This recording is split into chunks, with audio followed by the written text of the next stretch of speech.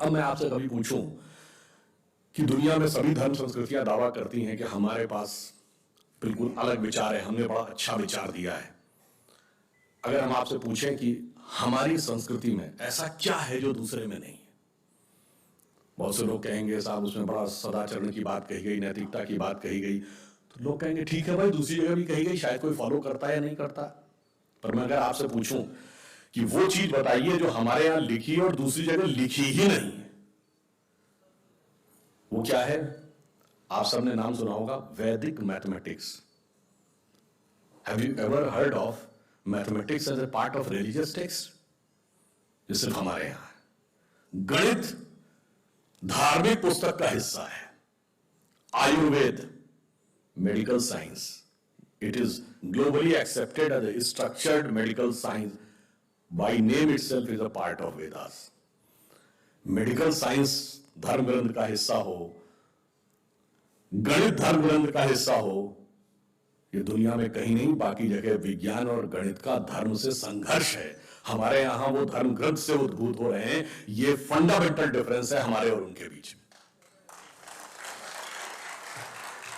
और इतना ही नहीं, मैं कभी आपसे, आप लोगों ने ध्यान दिया होगा गणित की जो खोज है, वैसे तो बहुत सारी चीजें थी जो अंग्रेजों के आने के बाद छुपा दी गई, क्वाड्रेटिक इक्वेशन हो, अलजेब्रा हो, ट्रिग्नोमेट्री हो, ये सारी चीजें। मगर एक ऐसी चीज है जो कमोबेश सभी लोग मानते हैं, चलो ये तो मान ही लेते हैं कि भारत ने दिया। वो क्या था? शून्य। अब कहा जाता शून्य किसने दिया? आर्यभट्ट ने खोजा। अरे भाई, आर्यभट्ट ने खोजा नहीं, आर्यभट्ट की किताब में पहली बार तुमको लिखा हुआ मिला। अगर आर्यभट्ट ने शून्य खोजा तो बौद्ध मत में शून्यवाद का सिद्धांत कहां से आया? वो तो आर्यभट्ट से पहले के थे।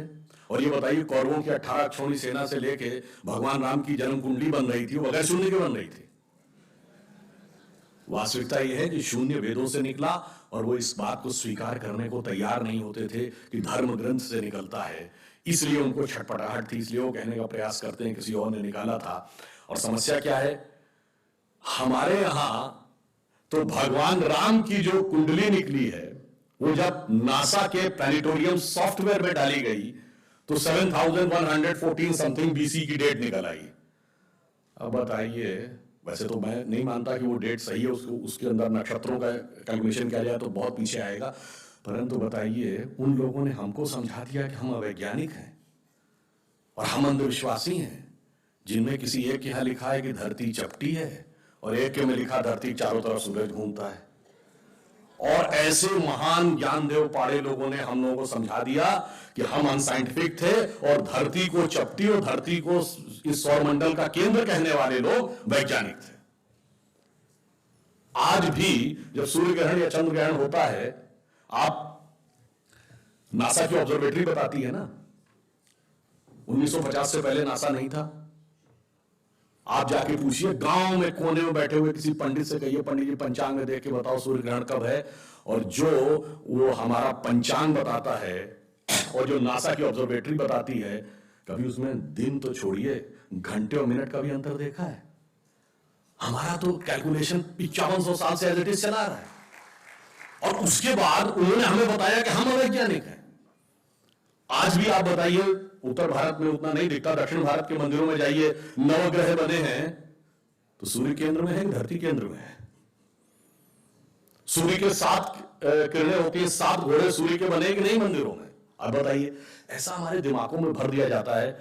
हम सब ने, हम लोगों ने भी विज्ञान में पढ़ा कि सबसे पहले 9 ग्रहों की खोज किसने की? केपलर ने। Kepler's law of planetary motion.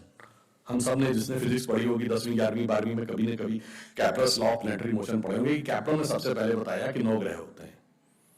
अब ये बताइए, इधर जब हम पूजा करते हैं तो पंडित जी हाथ में जल ले क्या बोलते हैं? ब्रह्मा मुरारी त्रिपुरांतकारी भानु शशि भूमि सुतो बुधश्च और गुरुश्च शुक्रः शनि राहु केतु सर्वे ग्रहा शांति करो भवन्तु। अब ये 9 ग्रहों के नाम केपलर बताए थे कि पंडित जी बताए हैं, और हजारों साल से बता रहे हैं। और उसमें मजे की बात यह है कि मंगल के लिए भूमि सुत, यानी भूमि का बेटा, धरती का बेटा शब्द है।